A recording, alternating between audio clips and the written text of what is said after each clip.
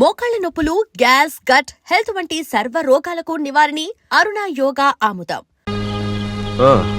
I'm sorry, నీకు మర్యాద ఇవ్వాలి కదూ. చూడు మిస్టర్, నీకు ఎవరి పెద్దరికం అక్కర్లేదనుకుంటే ఈ ఇంట్లో నుంచి తక్షణం బయటకు వెళ్ళిపోవచ్చు. నేను ఇంట్లోంచి వెళ్ళిపోవాల్సి వస్తే ఏం జరుగుతుందో తెలుసా? నువ్వు ఈ ఇంట్లో ఉండాలంటే ఏం చేయాలో తెలుసా? తెలుసు. నిన్ను అన్నా అని గుర్తించాలి, నువ్వు తంతే పడుండాలి. అంతేకాదు, దున్నపోతుల తింటూ కూర్చోకూడదు. కాయ కష్టం చేసినా సరే సంపాదించాలి, అప్పుడే నీకు తిండి. ఓహో, సంసారం సవ్యంగా సాగాలంటే ఇంట్లో అందరూ కష్టపడాలి, అలాగే ఇంటి పరువు కాపాడాలంటే అందరూ కలిసి ఉండాలి కదూ. నీకు గుణపాఠం చెప్పడానికి నేను బయటికి వెళ్ళాలి, వెళ్తాను. Good bye.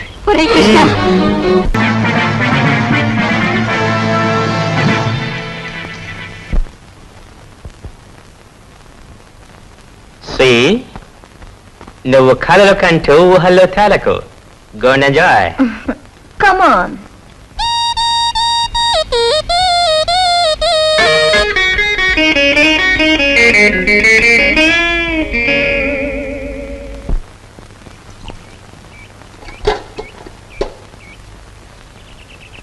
వెధముఖాలని వెధముఖాలు. పొద్దున్న లేచి ఏ వెధముండ ముఖం చూశాను. గుమ్మం తగిలి తలంతా బొప్పి కట్టింది. ఎవరినే వ్యధముండలంటున్నావు? నిన్ను కాదులే. నువ్వెవరినంటున్నావో నాకు తెలిసే. కొందరు మొగుడు చచ్చి వ్యధముండలవుతారు, మరి కొందరు మనసు చచ్చి అవుతారు. భూదేవి లాంటి మీ వదిన్ని పట్టుకుని వ్యధముండ అన్నందుకు అక్షరానికి ఒక శిక్ష విధిస్తాడు ఆ దేవుడు. ఏమిటి నువ్వు అనేది? నేను అన్నదేమనే తప్ప? తప్ప తప్పున్నారా? మొగుడు చచ్చి అత్తారింటి నుంచి పుట్టింటికి వస్తారే కాని నీలాగా మొగుడుతో పాటు పుట్టింట్లో తిష్ట వేసి ఇంటి దొంగల్లాగా కన్నాలు వేసేవాళ్ళు వాళ్ళకంటే నికృష్టులని తెలుసుకోవే. కూతురనే ఇది కూడా లేకుండా వాగుతున్నావు. నీకు పిచ్చెక్కింది. పిచ్చే.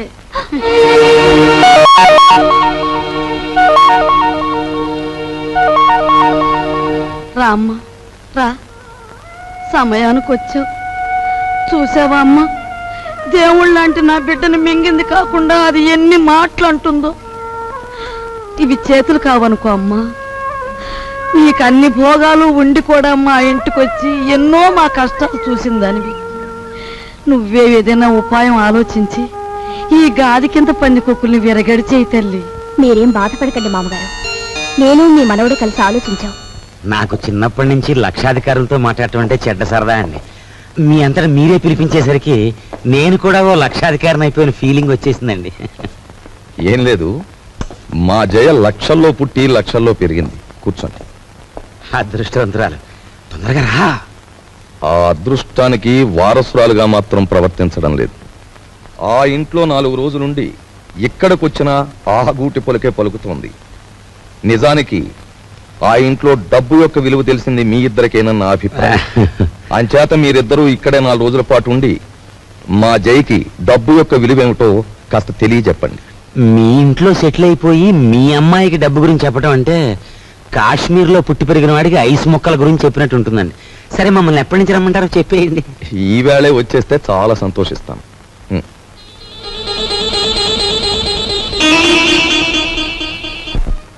వరాలు, నువ్వు నా ఇల్లు దోచుకోవడానికి వచ్చిన నీ మంచితనం వల్ల నాకు ఆత్మీయుడవయ్యావు. ఇప్పుడు ఇంట్లో సంసారాలని కూల్చేసే నీచులైన 2 దొంగల్ని ప్రవేశపెట్టాను. నువ్వెలాగైనా వాళ్ళని ఇనపెట్టి కట్టేసి నువ్వెన్ని బాధలు పడ్డావో అన్ని వాళ్లకు రుచి చూపించి వాళ్ళకు బుద్ధొచ్చి లెంపలేసు పారిపోయేలా చెయ్యాలి. ఏం చేస్తావు? మరి ఆర్డర్ అయ్యాలే గాని వాళ్ళిద్దరికి దెమ్మ తిరిగిపోయి బొమ్మ కనిపించేలా చేసేస్తాను. నేను ఇల్లు వదిలిపెట్టి వచ్చేశాను. మొన్న 8 రోజులు సైకిల్ తొక్కి డబ్బు సంపాదించిన దగ్గర నుంచి మా అన్నయ్య ఎలక్షన్లో గెలిచిన ఎన్టీ రామారావు అనుకుంటున్నాడు. అభిమానంతో అందరూ ఎన్టీఆర్ని అన్నా అని పిలుస్తుంటే వీడు మా మీద అధికారం చలాయించి అన్నా అనిపించుకోవాలని చూస్తున్నాడు. ఏంటి, మీ అన్నేను అన్నా అనాలా? అందాం. మీ తమ్ముడు అలా గాలిగా తిరుగుతుంటే చూస్తూ ఊరుకుంటారే? సంసారాల్లో కొత్తగా పెత్తనానికి వచ్చిన ప్రతి అన్నకు వచ్చే ఇబ్బంది ఇదే. నిన్న మొన్నటి వరకు ఏరా అన్నయ్య అని పిలిచేవాడు, ఈవేళ నా భావాలకు కట్టుబడి ఉండాలనేసరికి వాడి కొంచెం కష్టంగా ఉంది. ఓ, ఇదేమిటి, నీ అన్నయ్య మెడలో వేస్తున్న దండని నీ మెడలోనే వేసుకొచ్చావే? మన తడాకాకి తట్టుకోలేక వాడే నా మెడలో దండ వేయించాడు గురు. ఎలా ఉంది మన ప్రోగ్రెస్? ఏడ్చినట్టుంది. నీ ఎక్స్పర్ట్ వాడు నీ దండను తీసి నీ మెడలోనే వేశాడంటే నీ చెప్పుతో నిన్నే కొట్టినట్టు ఫూల్. ఈ ఆస్తి అంతా చూస్తుంటే నీకేమనిపిస్తుంది? ఏమనిపిస్తుంది? ఇన్నాళ్ళు మీ ఇంట్లో మంచానికి పట్టిన నల్లుల్లా పడున్నాం. దాని బదులు ఇంటి గోడలకి బల్లుల్లా అతుకుపోతే ఎంత బాగుండేదో. అప్పుడు ఎలా ఉన్నా ఇప్పుడు ఈ బంగారు పంజరంలోకి వచ్చేసాంగా. ఏమండి, ఇక్కడున్న ఒక్కొక్క వస్తువు మెల్లగా మన ఇంటికి చేరిస్తే ఎంత బాగుంటుందో. మన ఇద్దరం సరిగ్గా అమావాస్య నాడు పుట్టుంటామే. అందుకే ఇట్లాంటి గొప్ప గొప్ప ఐడియాలు వస్తున్నాయి. దాచేయి దాచేయి దాచేయి. రేయ్ రేయ్, ఎవడ్రా నువ్వు? నేను మా నాన్న కోసం వచ్చాను. అవును, నేను గొట్టంగానని వీడికి ఎలా తెలిసింది? రేయ్ రేయ్, పుడతకీచు అగా. వచ్చేబెట్రా, నువ్వు ఇక్కడికి వస్తే నా పేరు వరాలని భుజంగరావు కాదని అందరికీ తెలిసిపోద్ది. మరప్పుడు చిల్లరలాగా వస్తుంది. ఇదిగో బాబా, ఇదిగో ఈ డబ్బులు తీసుకుని నువ్వు వెళ్ళు వెళ్ళు. డూప్లికేట్ భుజంగరావు గారికి నమస్కారం. డూప్లికేట్ భుజంగరావు ఏమిటి? Non sense. డోంట్ టాక్ అంటే డోంట్ టాక్. తారు డబ్బాలో ముంచిన కుక్క పిల్లలా ఉన్న ఈ కర్రి నా కొడుకు, నీ కొడుకు, అవునా కాదా? ఈ ఇనపెట్లో ఉన్న డబ్బంతా కాజేయాలని వచ్చావు, అవునా కాదా? మీరు విన్నది నిజమే. ఏదో పిల్లలు గలవండి, కావాలంటే ఓ అనావాట ఇచ్చుకుంటాను. ఆనావాటనా? కొట్టానంటే కొత్తిమీర చట్నీ అయిపోతుంది నీ మోఖం. హలో, నన్ను ఇక్కడికి పంపించిన మా బాసు నాకు ₹10 వాటా ఇస్తా అన్నాడు. కావాలంటే నా వాటాలో 50-50 పావల వాటా ఇచ్చేస్తాను. చింతామణి ఏం ఓకేనా? గత్యంతరం లేదు. ఓకే మరి. ఓకే, ఒప్పుకుంటున్నాం. తెరో ఇనపెడి తెరో. పెట్టా దీనికి 3 నంబర్ల కాంబినేషన్ ఫిట్టింగ్ పెట్టాడు ఆ భుజంగరావు గారు. సరే, ఆ నెంబర్ల ఫిట్టింగ్ ఏదో నేను వారం రోజుల్లో తేల్చేస్తాను, నువ్వు వెళ్ళు. తేల్చుకుందరు గాని కానీ రేపు పొద్దుట ఇంట్లో ఉన్న నౌకర్లందరికీ జీతాలు ఇవ్వకపోతే ఇదిగో ఇది మన బండారం ఓపెనింగ్ చేసేస్తుంది. అది గాన జరిగింది అంటే దిమ్మ తిరిగిపోయి బొమ్మ కనిపించేస్తుంది. ఇప్పుడు ఏం చేయటం? ఈ గన్నం గడిచి బయట పడాలి అంటే ఇవిడ ఒంటి మీద ఉన్న నగలన్నీ రేపు అమ్మేసి ఇంట్లో ఉన్న నౌకర్లందరికీ ముందు జీతాలు ఇచ్చే. నా నగల నేను పర్వాలేదులేదే, ఈ గన్నం కాస్త గడిచిపోతే ఆ తర్వాత మనకి లక్షలకి లక్షలు వస్తాయి. నీ దగ్గర ఉన్న నగలన్నీ ఇచ్చేయి. సరే, నేను మెల్లిగా ఒక్కోటి ఒలుచుకొచ్చి మీకు ఇస్తాను. పద పద.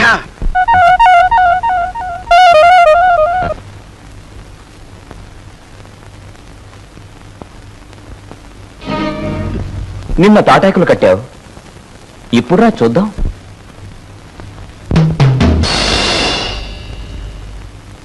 ఇక్కడ కొట్టుకుంటే అమ్మ వాళ్ళకి తెలుస్తుంది, కంగారు పడతారు, బయటికి పోతారు.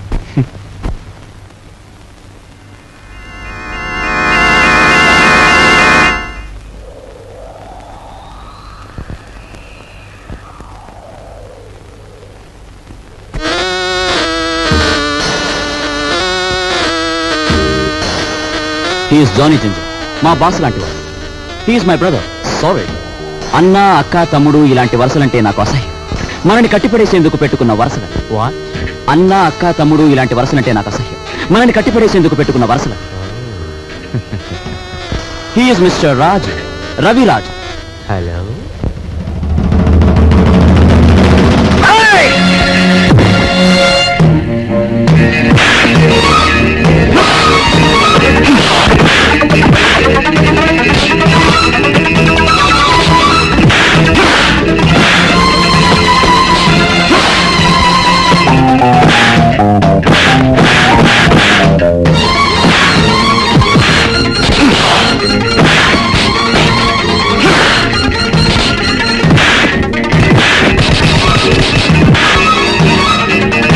ఏమిటి జింజర్ భాయ్, మన వాళ్ళలా దెబ్బలు తింటున్నారు? కొట్టి రావడానికి కాదు, వాళ్ళని పంపించింది అతనికి సాలి రావడానికి.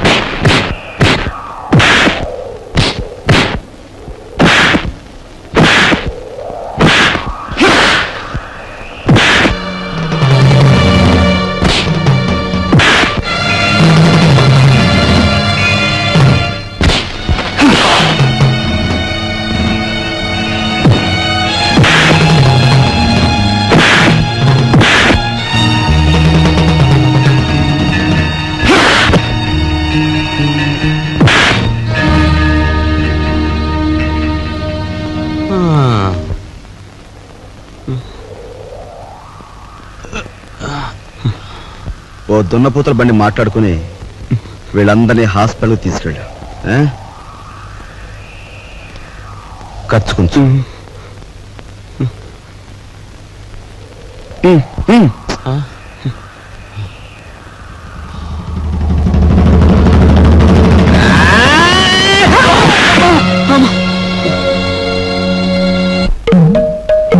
తొమ్మిది 7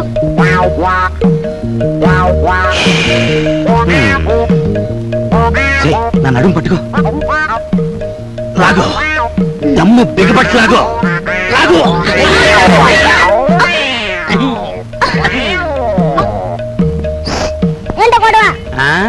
మేమిద్దరం చెడుగుడు ఆడుకుంటున్నాం రా పిల్ల నా కొడక. పడక పడక.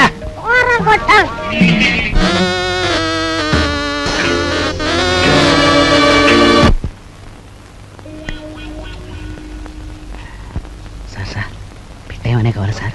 మంచి వెరైటీ ఉంది సార్. వద్దు పోయా. మంచి వెరైటీ సార్, మంచి ఫ్యామిలీ టైప్. ఇంతవరకు బిజినెస్ కూడా దిగరా. ఈ ఊరు పిల్లే సార్. పేరు సరస్వతి. సరస్వతి. పద. ఇదిగో గురు. Hello, police station. మీరు వెంటనే బయలుదేరి మంగమ్మ బ్రోతల్ హౌస్ కి రావాలి.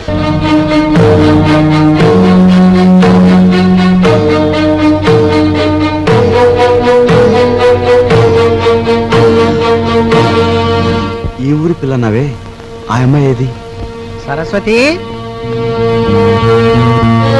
Family girl. ఇంకా వ్యాపారంలోకి దిగలే. మంచి హుషారైన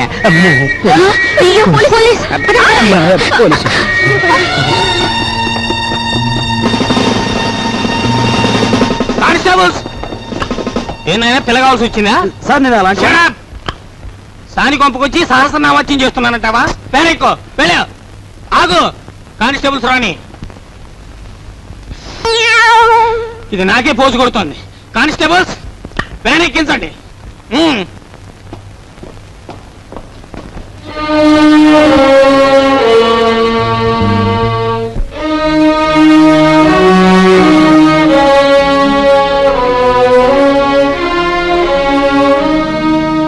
బాబు,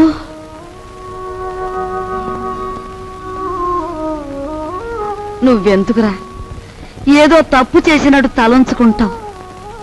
నీ సుఖం కోసం నువ్వు సాని కొంపకు వెళ్ళలేదని మాకు తెలుసురా. నీ సుఖం నువ్వు చూసుకునేవాడివైతే మట్టి పని ఎందుకు చేస్తావు? ప్రయాణాన్ని తెగించి 8 రోజులు సైకిల్ ఎందుకు తొక్కుతావు? దర్జాగా ఈ అమ్మాయిని పెళ్లి చేసుకుని మహారాజులా బ్రతికేవాడివి. బాధపడుకున్నాయినా లోపలికి పద, స్నానం చేసి భోంచొద్దు గాని. రేయ్, ఒకసారి ఇట్రా. ఏంటి ముసల్దానా? బాలే దర్జాగా ఉన్నావురా. చూసావా నా దర్జాకి మీ దరిద్రానికి మధ్య ఎంత అడ్డుగోడుందో? ఒరే, నిన్ను నేను ఎప్పుడు ఏమీ అడగలేదు, ఇప్పుడు అడుగుతున్నా. తలెత్తి ఒకసారి ఆకాశం మీద కుమ్మే. ఉమ్మా? అంతేరా నేను అడుగుతుంది. సరే.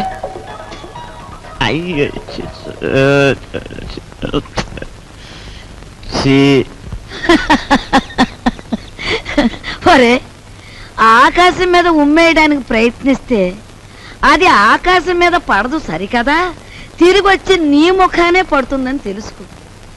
పరువు కోసం ప్రాణాలొడ్డే నీ అన్నని ఇంటి పరువు తీసుకెళ్లి పెంట మీద పెట్టి నువ్వు ఏమి చేయలేవని తెలుసు. ముసలిముండా. ఒరే, దర్జాకి దరిద్రానికి మధ్యలో ఈ ఇనుప చెవులు అడ్డుగా ఉన్నాయి. నీ చెయ్యే చితికిపోతుంది, జాగ్రత్త. జీతాలు ఇవ్వాలి గీతాలు ఇవ్వాలి అంటూ నా ఒంటి మీద నగలన్నీ ఒలిచిపోయావు. ఇంకా ఇమ్మంటే నా ప్రాణాలు తప్ప మరేమి లేవు. అనుకున్న ప్రకారం జీతాలు ఇవ్వకపోతే ప్రాణాలు దక్కవు, పరువు దక్కదు. లక్షల బీరువాలో వచ్చేయాలంటే ఏలు పెట్టాలి మరి. ఇదిగో, లేకపోతే మీరు రాజులాగా సైకిల్ పందెం అన్న దొక్కు. 8,000 వస్తాయి. 8,000. 8,000? చింతామణి దండ కూడా వేయి.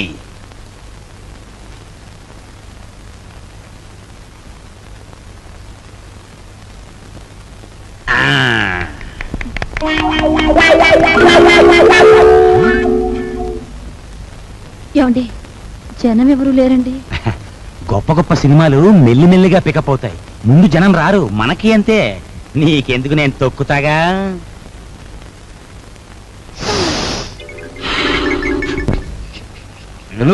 రావయా, రిబ్బన్ కట్టింగ్ టైం అయింది.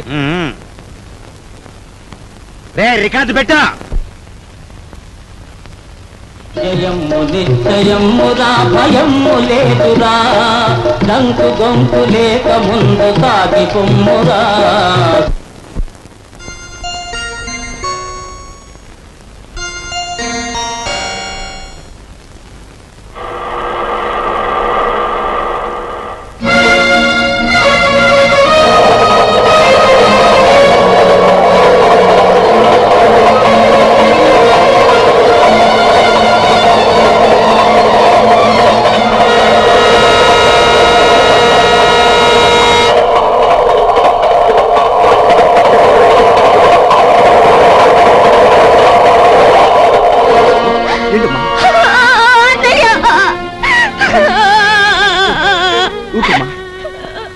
అసలు ఏం జరిగింది? ఇన్నాళ్ళు ఎక్కడున్నావు? ఆ రోజు నేను ఇంట్లోంచి వెళ్ళిపోయాక పెళ్లి చూపులకు వచ్చిన జయదేవిని కలిశాను. మీ ఇద్దరం కలవడానికి వీలు లేదని వాళ్ళ నాన్న శాసించారు. అందుకని మీ ఇద్దరం గుడిలోకి వెళ్ళి పెళ్లి చేసుకున్నాం. ఇప్పుడు వాళ్ళ నాన్న జయదేవికి వేరే పెళ్లి చేయాలని చూస్తున్నాడు. వేరే పెళ్లి చేయాలని చూస్తున్నాడు.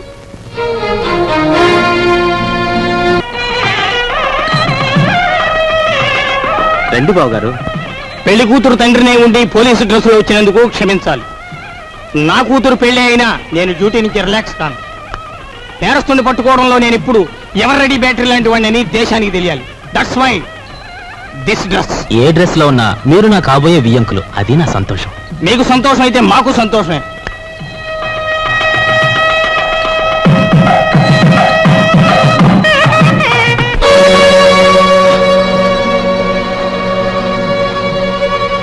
మీ అందరి చేతిలోని విసిల్ గర్రలో ఒకసారి ఇటు చూపించండి.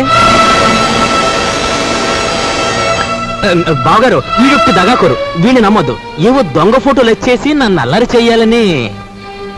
బాబు, మీలాంటి వాళ్ళందరూ చేరి వాడిని దగాకోరుగాను దగులు బాజీగాను తయారు చేస్తున్నారు. వాడు దగాకోరే, మరి ఇదేదో మోసం బావగారు. మా అబ్బాయి ఇంతవరకు ఎవరిని పెళ్లే చేసుకోలేదు. అసలు ఈ అమ్మాయి ఎవరో మాకు తెలియనే తెలియదు బావగారు. సరస్వతి, మేము దయసాక్షిగా పెళ్లి చేసుకున్నామండి. మా ఇష్టం లేకుండా బలవంతంగా ఈ పెళ్లి జరిపిస్తున్నాడు మా నాన్న. సరదాగా దండలు మార్చుకున్నంత మాత్రాన అది పెళ్లి అవుతుందా?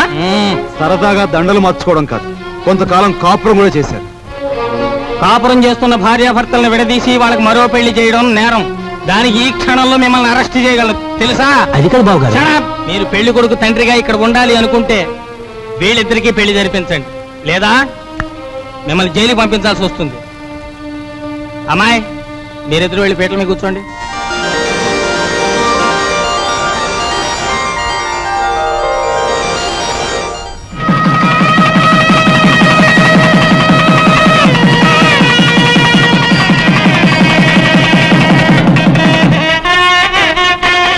ఒరే నాయనా,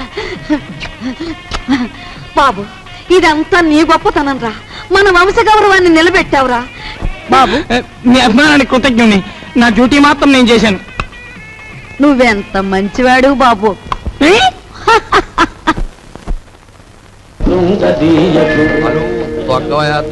హలో, తక్కురా. అమ్మ కుర్రనా కొడక, నీ కూడా లోకు అయిపోయాను రా. తెల్లారేలోగా నీ నుంచి నీ బాబు నుంచి దొక్కుతాను రా, పేడ వదిలిపోతే. నువ్వు టీ దాగరా.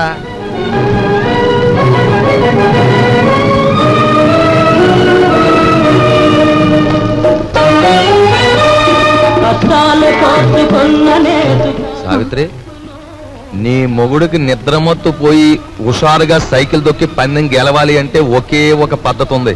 నేను చెప్పినట్టుంటావా? ఏమిటో చెప్పండి, చేస్తాను. ఏం లేదు, సాచి లెంపకే కొట్టి.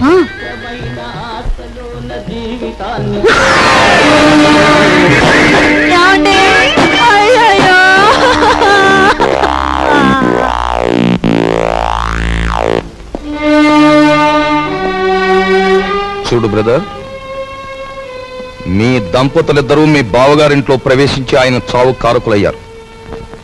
అందుకే మిమ్మల్ని ఇక్కడికి పిలిపించాను. ఇక్కడ మా ఇంట్లో మా సంపదను దోచుకోవడానికి మీరెన్ని ప్రయత్నాలు చేశారో సాక్ష్యాధారాలున్నాయి. వాటితో మా అమ్మాయి మిమ్మల్ని పోలీసులకు అప్పగించగలదు. కానీ అలా చేస్తే పోయేది ఆ ఇంటి పరువే గనక అలా చేయదలుచుకోలేదు. ఆ నగలివు.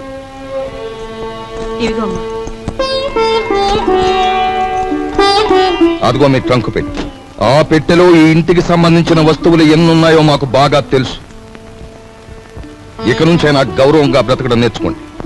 అలాగే సార్, మా దారిని మేము వెళ్ళిపోతాం. బ్రతికినంత కాలం మిమ్మల్ని తలుచుకుంటూ బుద్ధిగా బతుకుతాం. మాకు సెలవిప్పించండి. వెళ్ళండి. పదవే.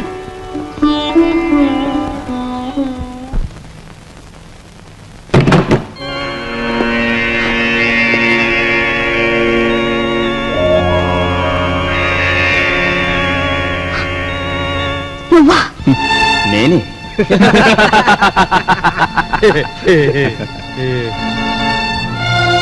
ఆయన చావు బతుకుల్లో ఉన్నారు. తెలిసిన వాడివి, నాకు సాయం చేయి. దయచేసి వెళ్ళిపో.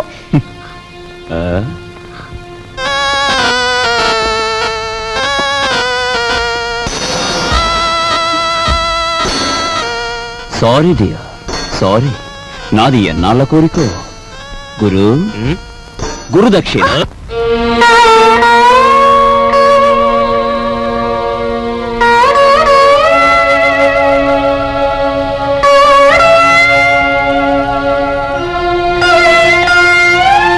ఒక పక్క నా భర్త సావు బతుకుల్లో ఉంటే ఆచాలి కూడా లేకుండా ప్రవర్తించాడు మీ అబ్బాయి. మీ ఇంటి పరువు ఇలా మంట కలిసిపోతుంటే మీరెందుకు ఊరుకుంటున్నారో నాకు అర్థం కావటం లేదు. మీకు ఆడపిల్లలున్నారు. ఆడపిల్లల జీవితాలతో ఆడుకునే అలాంటి వాణ్ణి మీరు విచ్చలవిడిగా వదిలేస్తే ఏమవుతుందో ఒక్కసారి ఆలోచించండి. మీకు ఆడపిల్లలున్నారు. ఆడపిల్లల జీవితాలతో ఆడుకునే అలాంటి వాణ్ణి మీరు విచ్చలవిడిగా వదిలేస్తే ఏమవుతుందో ఒక్కసారి ఆలోచించండి.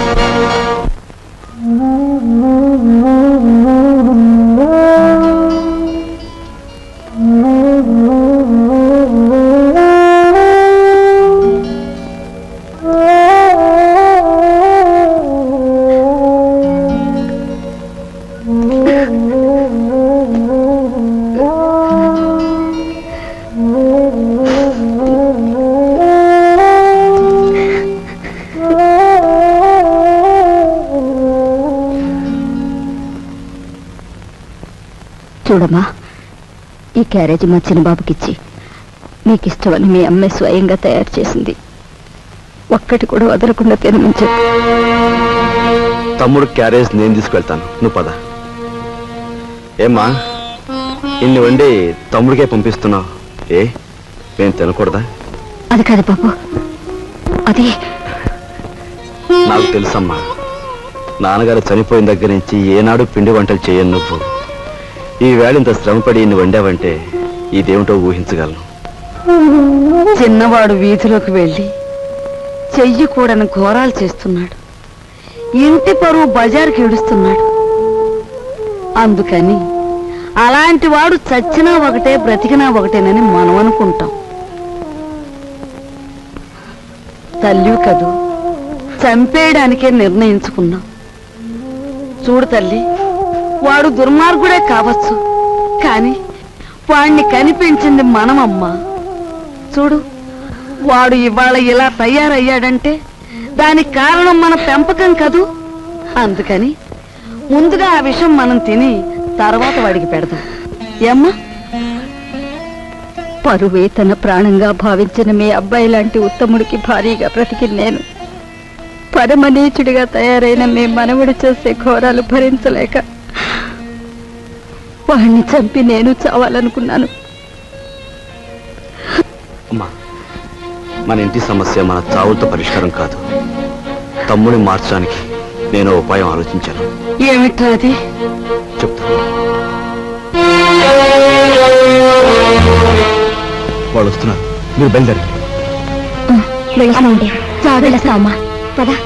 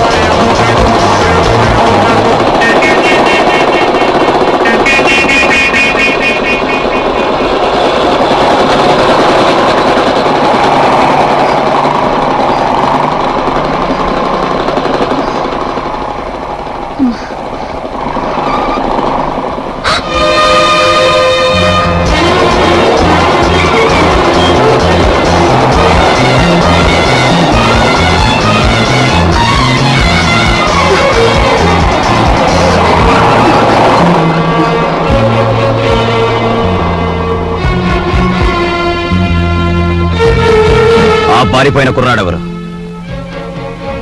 చంపేస్తాను చెప్పు. నీతో పారిపోయిన ఆ కుర్రాడెవరు? చెప్పవే.